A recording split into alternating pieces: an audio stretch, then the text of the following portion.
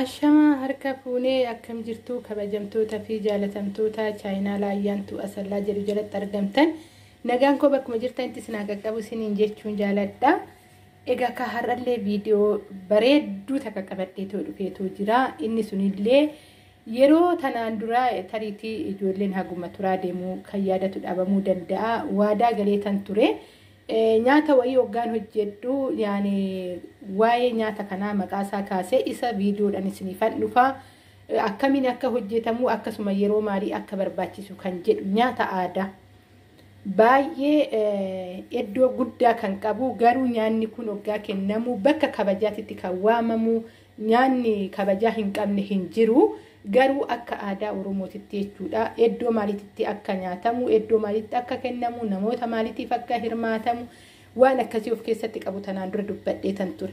Akkuman waadaa galeen haalli naami jechuu baatee turullee har'a viidiyoo qabadheetii dhufeetoo jira. Warroonni viidiyoo kana ilaaltanii isinitti tolee yaada keessan komentii jalatti naa barreessuu hin dagatina. Akkasuma viidiyoo kana laayik sheerii gochuudhaan ijoollee biraan naa ga'uu hin dagatina isiniin jechuun jaaladha. Innis maaliif baay'ee barbaachisaadha. Of beekuun hunduma caalaa. Kanaafuyyuu wantoota naannoo adda addaa Oromiyaa kutaa 11 keessatti hojjetaman hoggaa barre homaa tokko rakkoo hin qabu nu fayyada malee nu miidhu aadaan ofii jechuudha. Kanaafuyyuu isinis sheerii godhuun ijoollee hin barre biraan naaf gaa yookaan ijoollee bira hin geenye biraan naaf gaa isiniin jechuun jaaladha.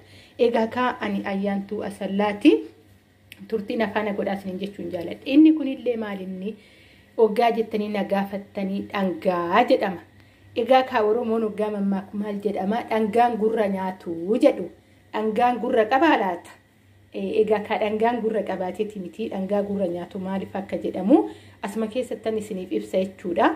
Inni sunillee maaliifi dhangaa baay'ee namaaf hin kennan. Dhangaani maankaa lamaa ol namaa hin kennamu baay'ee xiqqoodha. Xiqqeessanii sii kennu jechuudha. Garuu maqaa guddaa qaba, iddoo guddaa qaba. Kanaaf dhangaa gurra nyaatu kan jedhamniif.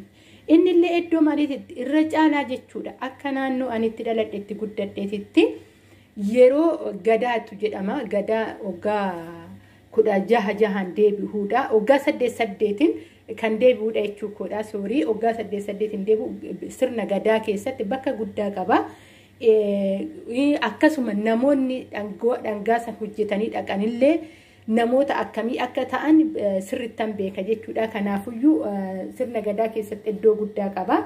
Akkasuma fuudha feeruma gubbaarratti mana intalaa gaafa mana seenni yookaan ijoolleen dhadhadhibaa ijoollee shamarranii hiriyoonni ishii dhaqanii mana intalaa hoggaa laalan dhangaa baay'eetu deema jechuudha. Warri dhangaa baay'ee qopheessa akkasuma warri hiriyoota ijoollee saniitillee dhangaa qopheessaniit ijoollee sun gumaacha dhangaatiin dhaqu jechuudha. Dhangaa fi daabboo garagarchaa irra dibaadha baay'inaan kan deemu. Kana fakkaata. Akkasumas immoo yeroo miinjee ta'anii kan miinjee ta'eef sun gaafa fuudhu yookaan yoo inni tanaan dura fuudhee jiraate ta'e gaafa intala gurguru yookaan inni immoo diggiseetuma koottu mana koo seeni gaafa jedhuuni intala inni miinjee ta'eef san dhangaa baay'ee hojjetatteetu dhaqxi jechuudha. Mana seenni obboleessa bira mana seenti jedhama yookaan obboleessa yookaan miinjee bira mana seenti jedhama. Iddoo guddaa qaba dhangaa baay'ee qabdee deemti. Egaa ka seerota kana haga guututti obboleettiin durbaasu mana inni miinjee ta'eef san mana isaa yoo ta'e mana warra isaa yoo ta'e malee mana utubaa isaa olis seentu. Karra keessa teessii jechuudha. Keessummuma yoo dhaqxe alatti nyaatte alatti dhugdee keessummeeffamteetu galte. Haga sirni kun guutamuufitti mana seenii jechuun iddoo guddaa qaba ka Oromoo keessatti. Kanaafuyyuu dhangaa kan sirriitti ishiin qopheessitee dhaqxu gaafa mana seenii san jechuudha. Wantoota baay'ee keessatti sirna Oromoon ittiin bulu keessatti bakka baay'eetti waamama wantoonni akkanaa kuni. Egaa ka gabaabsetti man isinii hima'ani. Kana fakkaata. Isa kanallee wannuma guddaa miti wanti irraa hojjetamu. Ani garuu har'a daakuu furnoota irraa hin hojjechaa jira. Garuu baay'inaan xeefii gurraacha irraa hojjetama. Xeefii gurraacha irraa baay'ee bareeda. Yoggaa hojjettullee salphaatti firfirsiif jedha. Hedduu bareeda. Naannoo keenyatti baay'inaan xeefii gurraacha irraa hojjetan.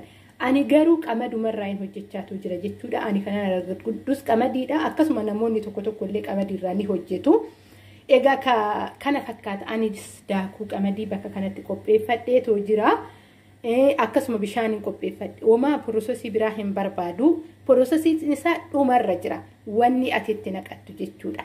Egaa kaas keessatti wanti itti namuudha gadhumaa walumaan ilaallaa isiniin jechuun jaaladha erguun naqina viidiyoo kana waa baay'ee irraa barattan jedhee yaada. Namni of beeke tokko waa'ee ofii baruun dirqamaadha.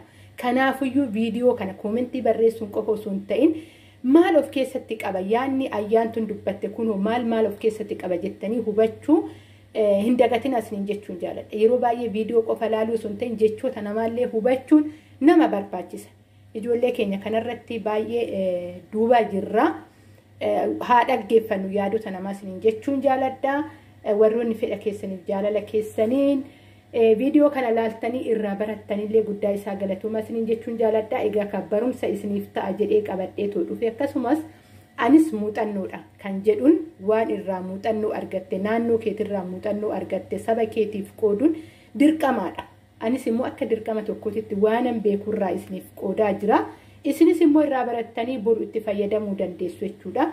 Naannoo biraa kara naannoo biraatillee osoo sochaatan ittiin jiraachuudhaaf hin rakkattanii kana fakkaata walumatti deebinaa erguyyuu hin naqinaayi viidiyoo kana haga dhumaa daawwadhaa isiniin jedha. Egaa kan xumuramne erguun naqinaa. Egaa kaa kunoo deebi'ee dhufee jira. Isan duratti daakuu argitassanii ibidda baay'ee jala xiqqeessitanan jira. Ibidda baay'ee jala xiqqeessitan jira naan akaa jechuudha. Haga inni kookaniin bifa maalii akka qabaatuun isiniin jedha.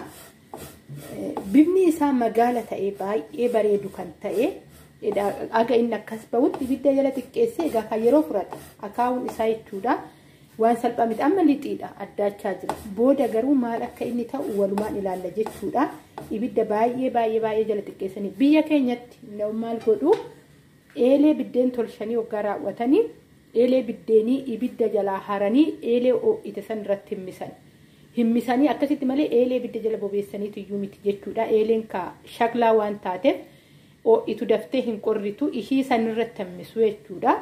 Yookaan immoo wanta sisii ta'e jala bobeessan yoo ishiin illee jala qorruu hedde akkasitti akaawwamu malee ibidda boba'aa jalatti hin akaawwamu hubachuu hin qabu.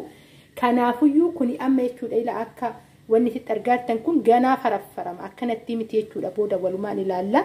Amman akka deemu harka kiyyaanillee jala sukkumaa deema haga goggogaa deemu kan amma akka gaagolaa jiru kana harkaan kiyyaan jala sukkuma tan deema. Achiin booda firfirri jedha ofuma isaatiif jechuudha. Baay'ee bareedadha. Meeshicha isaatillee oggaa rabbi nagaadhaan kara biyya kootii nagalche walumaan ilaallaa walumaan hojjechaa meeshaatti naqaa mana cidhaatitti waliin deemaa walumaan ilaalla fuulduratti umuriin waa dheeressu biyya keenya nagaa nu haa godhu. Ammaaf garuu gola ormaa keessatti haala kanaanan hojjedhe. Egaa ka viidiyoo kana ni jaalattan jedheen abdii qaba. Turtii gaarii nafaana godha ammallee hin raawwanne. Deebi'ee dhufeetoo jira kabajamtoota fi jaalatamtoota chaayinaala ayyaantuu asallaa. Egaa ka akaayii wayii fakkaata. Kunooti akkanatti akaayeetoo jira. Odoo xeefii ta'e kana caalaa firfir jedha qamadii ijaa ta'ee fida malee jechuudha. Akkanatti akaayee bareechee yeroo fudhata. Dhugaa isa sukkuumuu oo'aa isaa keessattuu harka hunda nama gubaa. Egaa ka gatii nama gaafata. Akka qalbiitti asiin nuuf hin geenye warri keenya jechuudha. Kanaafuyyuu waa warra keenya irraa dhaale gatuu hin qabnu dhaloota keenya dhaalchisuu qabna waan ta'eef harka nama gubaa nama dadhabsiisa jechuu osoo hin qabaatin dhalootaaf waan ta'e wayii haga isaaniitti illee waan beekumsa gadi fageenya illee akka isaanii dhabnu nuti dhaloonni kun immoo waan masaan irraa barannee waan argannurraa wal barsiisuun dirqama keenyadha. Kanaaf anis qabadheetoo dhufee asitti immoo dhadhaan kun wal baksaatoo jira. Dhadhaan kun maalidha seetan dhadhaa biyya keenyatti gabataa qibee gabataa qibee jedhuyyuu afaan Amaariffaatiin afaan Oromootiin waan jedhamu kaaga ammaan beenne suppermaarketitti gurgurama biyya keenyallee jechuudha. Urgaa tokko hin qabu waan tokko hin qabu kan maashinii dhadhaa maashiniidhaan raafameetoo wanni ta'ee bakfamee gurguramuudha ishigiidhaan gurgurama hedduu gaariidha filatamaadha dhugaa. Kunooti haala kanaan kunooti barbarree fi isa dhadhicha walitti naqadheetu jira. Haala kanaan qopheessee jira jechuudha. Haala kanaan bareechee qopheessee jira. Asitti immoo kunuutinni egaa kaa'isa kana asitti waliin daballe jechuudha. Asitti daballee walumaan bareechine ilaallaa mee maal akka inni fakkaatuun isiniin jedhaa erguun naqinaa turtiin keessan anuma faana. Kabajamtoota fi jaalatamtoota chaayinaala ayyaantuu asallaa jalatti argamtan haala kanaan hojjedhee bifa kanaan bareechee qopheessetu jira. Egaa kaa maqaan isaa dhangaa jedhama. Akkuma jalqaba irratti dubbadhe dhangaan gurra nyaatama. Dhangaa kana daabboo wajjin namaa kennama. Daabboo wajjin namaa kennama. Maankaa lamaa ol lamaan kennamu jechuudha. Maankaa lamaa ol waggaa kenname garuu abbaan kennuu ni danda'a. Garuu akkuma walumaa galaatittu baay'ee hin kennamu. Gurraaf nyaatama yookaan kabajaadhaaf waan ta'eefuyyuu quufarratti yeroo baay'ee kan nyaatamu. Quufarratti nyaatama. Kanaafuyyuu wanta xiqqaa namaa kennamu. Maqaan isaa garuu fi kabajaan isaa iddoo guddaa qaba. Dhugaa dubbachuuf akka naannoo kootitti jechuudha. Akkan itti guddadhe akkan beekutti iddoo guddaa kan qabudha. Bakka guddaa kan qabudha. Bakka kabajaa qabu kan qabatanii too deemanidha. Nama isaaf malu bira gaa deeman qabatanii kan deemanidha jechuudha. Bakka guddaa qaba. Zim jedhaniituma hin qopheeffamu. Wantuma ta'eef hin qopheeffamu jechuudha. Itti yaadamee wanta qophaa'uu qabuuf waan qophaa'u keessaa jiraate taanaan nyaata aadaa keessaa nyaata aadaa naannoo kootii keessaa tokko iddoo guddaa fi kabajaa kan qabudha. Egaa akkuma dura isiniin jedhe nyaanni kabajaan dhabe tokko illee hin jiru. Garuu bakka sirnaatitti jechuu koodha. Sirna gaggeeffamu keessatti kan akka iddoo cidhaatitti kan akka mana seenniiti irratti kan akka gadaa diggisuu gadaa gubbaa irratti akkasuma immoo yeroo wantoota adda ta'e qopheeffatan waan kana qabatanii too kan deemanidha jechuudha. Inni illee waan guddaatti miti meeshaa gurguddaatti miti kan qabatamee too deemu meeshaa shan hoggaan biyya galee isinitti argisiisa jechuudha. Meeshicha baay'ee meeshichi ishee xiqqoodha harkatti qabatamtee deemti. Akkasuma ilillaanii fi yookaan qilillaan adda addaatiin irratti geexii bareeffamtee too hodhamtuudha jechuudha. Meeshichi baay'ee bareedduudha. Baay'ee nama simatti mana keessatti fannifamtee teessi. Yeroo baay'ee baadiyyaa keessatti warri baadiyyaa ni fannisa jechuudha mana ofii keessatti ishee meeshichi sanii isinitti argisiisa gaafa tokko kara biyya kootii waaqayyo gaa nagaadhaan nagalchi akkuma isiniin jedhe biyya keenya rabbiin nagaa haa godhu. Egaa kana fakkaata qophiin koo guyyaarra viidiyoo kana jaalattan taatan laayik sheerii gochuu hin dagatina. Warri haarawaa taatan sabiskiraayibii godhaa maatii chaayinaala ayyaantuu asallaataa wantoota asirratti darbu hordofaa isiniin jechuun jaaladha. Isin affeeree jira hundi keessanuu. Kottaa nyaadhaa isiniin jedha baay'ee nyaata hoggaa nyaatullee dhamdhama adda ta'e of keessaa qabudha. Viidiyoon koo guyyaa har'aa asuma irratti raawwatee jira. Turtiin afaan gootaniif guddaa isaa galatooma. Haga viidiyoo biraatti walitti deebinutti isiniin jechuun jaaladha. Baay'een isin jaaladha. Baay'een isin kabaja. Warroonni haga ammaa jalqabaan afaan jirtan guddaa isaa galatooma. Oolmaan keessan kana jedhee himuu hin danda'u rabbii kootii gaditti isiniin jedha. Baay'ee turtii gaarii.